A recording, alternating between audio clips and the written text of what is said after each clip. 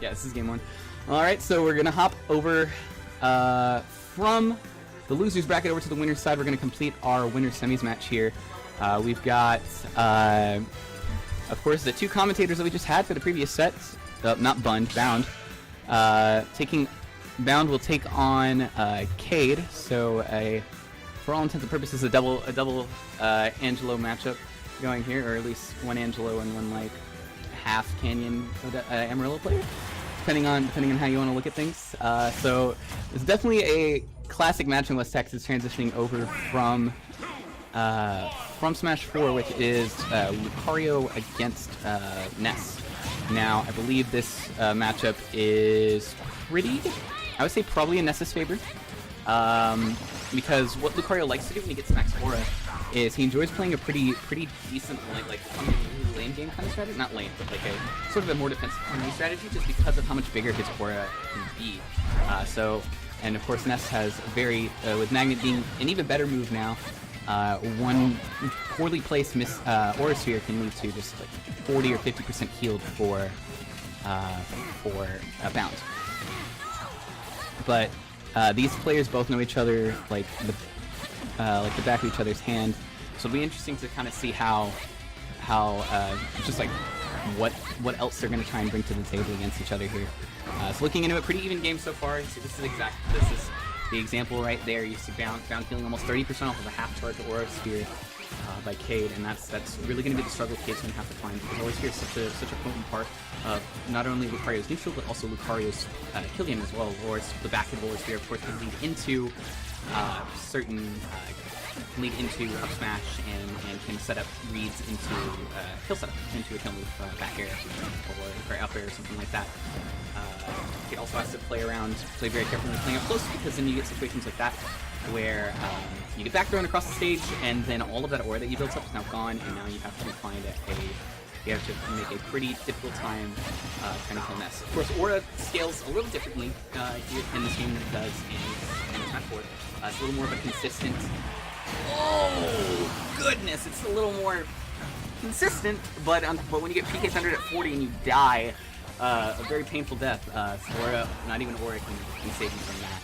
So now with a 2-stock advantage, of course, Lucario will start building up aura faster now that he's got notice for the plan. Phase of Grab's gonna go no up throw. Yeah, can't really kill from that position on the stage. What's up to down throw, also not seeing the either. Counters the PK Thunder, comes around and counters it, and gets the kill. So that's another move that was changed a little bit in Ultimate, is Lucario's counter. It is now no longer one of the slowest counters in the game. I believe it's playing 3 or 4. It's very, very fast counter. And very powerful too, and can definitely end your stocks super quickly. Attack 50% on, sitting at 100. This is kind of the juicy percent he wants to kind of hang around now. This is where Khade can really kind of start snowballing.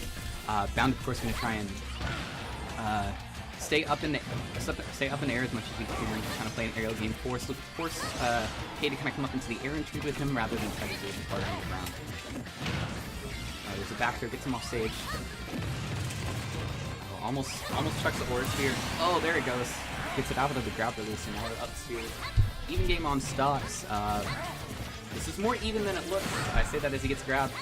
Not quite going to do it yet. The next one most likely will. But this is still a very dangerous game. You see 25% coming from that Aura Sphere. But Khade's going to have to try and get up close enough to get some percent on it. It's these combo chains that Lucario can string together, especially at max aura, that can end a stock in 2 or 3 hits. So moving forward, charging up the Aura Sphere. He can be, I guess, a little safer with it. Doesn't have to worry too much about it with Bound not feeling too much off base. Getting up to mid-percent. Kind of a forward smash from the middle of the stage at 40 takes the stock. The power of the aura coming through, a reverse restock by Khade to take game number 1 in winter semis. So yeah, that was just a solid call out there. F smash is a relatively safe option for Lucario in that situation. You can kind of position yourself on a point to where if they do try to air dodge or hard land into the ground, you can F smash and either you catch them air dodging into the ground or RT landing or something like that, or you keep them in shield, because of how high your aura is. You can push them back in their shield and get away and kind of not really worst case scenario, you don't take too much black in it, and the fact that you just don't get a hit up. So we're gonna go to Smash Flip for game number 2. A little bit smaller. I guess pretty equivalent blast zones between Smash and Pokemon Stadium. I mean, the name of the game is still not going to change. Down's going to have to get some percent on quickly, and then take Lucario out right around the 90 to 110 range. That's probably going to be, you want to limit the amount of time that Lucario spends at that mid-high aura, just because you get situations like the first game where you just die to a Smash before you cross the stage. And Khade, of course, completely content with not having a percent lead, as long as we're on even stocks, just because that helps so much. Using the Aura Sphere to stop the PK Thunder to make sure he has a safe recovery. Well, around there, can't standard get to that point, gets caught by the up smash and stock. This is also, I think, a very important part of the matchup too, is in the event where Khade loses his stock first, doesn't exactly have the super powerful aura to get easy kills, so that force palm at 90 at the edge, not quite doing anything. He's going to chase Bound off stage. Ness gets the stage spike.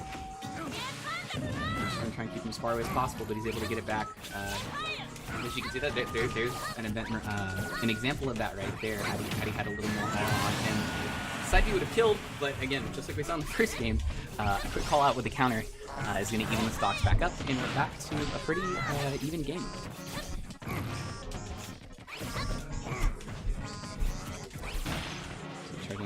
He's just going to try it. Cade's now starting to kind of challenge Bound's aerials with his own. Of course, the aura makes his hitboxes a little more disjointed, so he can kind of compete with Ness. Can't DI out of the PK Fire in time. He's going to eat an F smash for his trouble, and it's not going to go down a spot.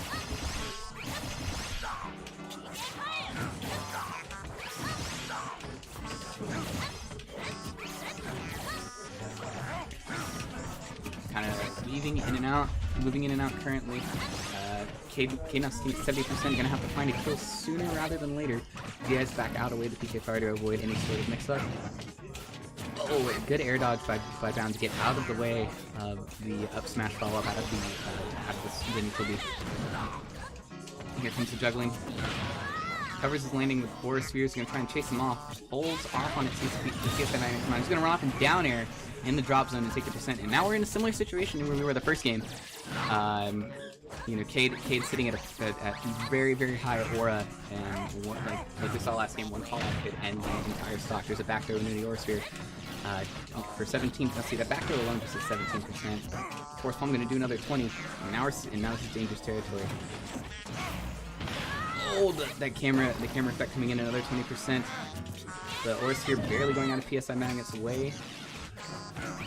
Khade watching himself playing around the grab, but gets hit with a landing fair into the grab. Back air throws him off. And now we are tied at 1 apiece.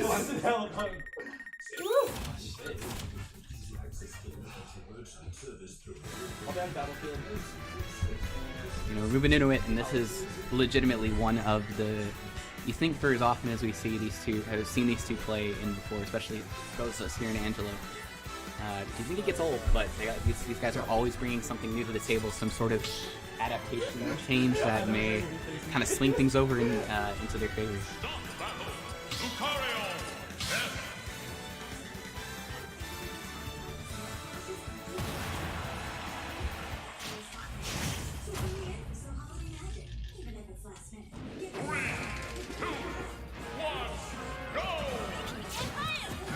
Here we go, hopping in the game number 3, we're going to go to FD.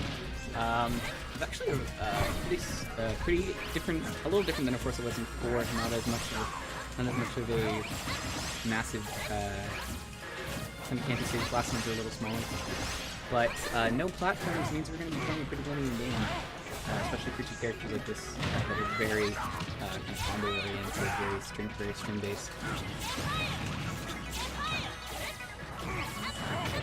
PK Fires. That tilts him away. He ran back, probably was expecting just an on-stage landing or an extreme speed off stage. Oh!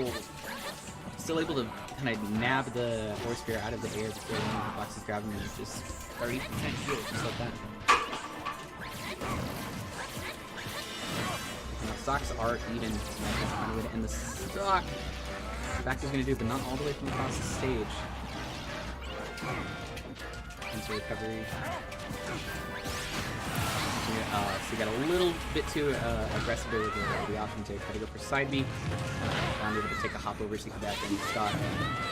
And all three games have started out pretty similarly. Found using the yo-yo to try and get some extra damage. Obviously, it's not making Lucario at any percent, maybe, and straight up kills him off the side. But percent is percent, and even in a match like this where Lucario can kind of just snowball back up to you and close out leads. Gonna recover high. Oh, Khade runs off in side Bs, but this is the recovery. He's gonna eat some bits and pieces of the down smash. Gonna recover on stage. So that maybe is one thing that Bound's gonna start using this match more is that down smash may not exactly hit Lucario for full effect and cause a kill. It can definitely up throw. Not quite. You can definitely force Lucario to kind of make hard make a landing on stage, and if he ends up with getting the lagging part of the landing, then that's a super hard time to push from Bound. You can just send him right back off stage. Drops a little too low to PK Thunder. We're back at even percents. I find it a hard time saying that Khade is really down in this game, because of course with Lucario you're never down. It's a couple backwards away from snatching the lead right back now. Drag down up here into Nair. Gonna start chasing with PK Thunder, which just makes him up, makes him straight. Right in the air with the up air, gonna take the stock. And now, got a little bit more of a lead than he's had in previous games. We're gonna see if he can just build and build kind of making Lucario and Khade come back as hard as possible. Crouching gonna put him over to the edge. Gonna box him out with Khade finds his way in.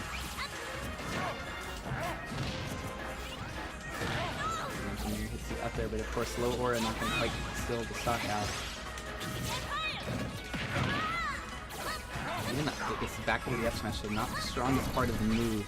So it's still not trying to do it yet, but calls out the landing of the F smash. Similar to how he did the first game, he's now gonna put the game back within his reach.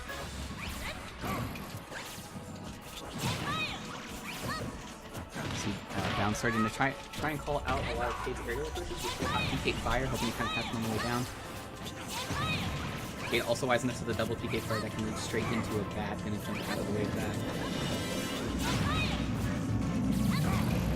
So again, this is Khade's approaching with Aura Sphere.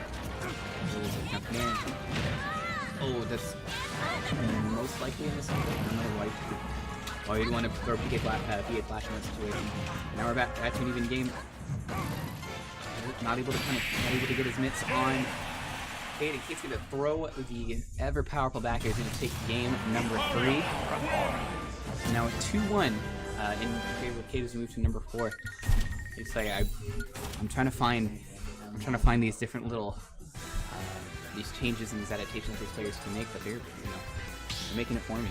We're gonna head back to PS2. Of course, modified DSR in effect.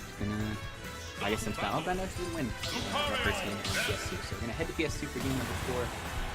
Khade now with the lead and set point as we head into game number 4.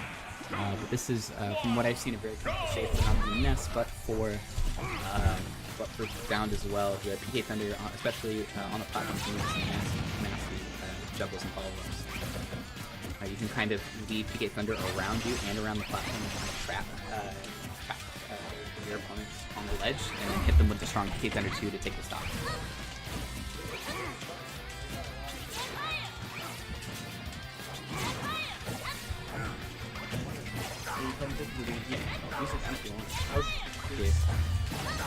Yeah. Oh yeah, we're good. Yeah, we're on game 4 right now. So yeah, it's been as back and forth as it possibly could be. Khade took the first game with an S smash at 40 across the stage on Stadium. Bound to game number 2 on, I believe they went to Smash Build. Khade took 3, came through an FD, and so now we're back to Bounce, looking back to Stadium on Q. Oh, absolutely. Every game has been pretty close. Typically, in the other games, Bound got to a bigger percent lead, and then which Khade being Lucario is totally fine with not having another percent lead because you get situations like that. Yeah. That's pretty weird. Yeah, that was a really good follow-up to the up tilt straight into the up air, and of course Bound's gonna try and gonna silence any part of a snow. He's gonna stop that snowball in his tracks. Exactly. He's like, all right, you got the one kill me. That's what I'm doing. Exactly. Ooh, that was pretty close. Yeah. Try to mix up. Could have gone for a regrab there, but probably just mix up with the up tilt, try and hit as much damage as he can. But Khade wise to the fact that it wasn't exactly true, gets the counter out. Which, by the way, I was saying earlier, it's like a frame 3 counter. Is it really? Yeah, it used to be like frame. It used to be. It was like. It was really slow, wasn't it? Yeah, it was a very slow. It's like so slow that most people could just jump out of it.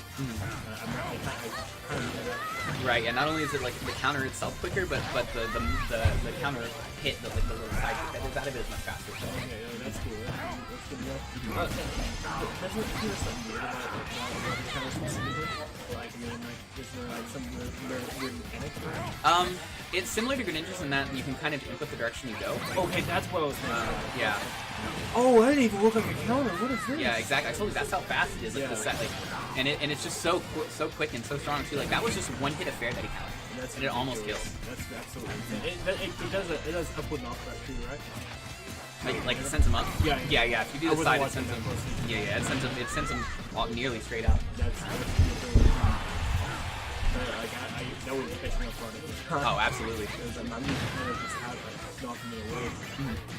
Oh, he's gonna chase him off stage. So yeah, this has kind of been the big thing here. Is Khade's gonna get a lot of chaos by trying to get this really edge guard. What a read!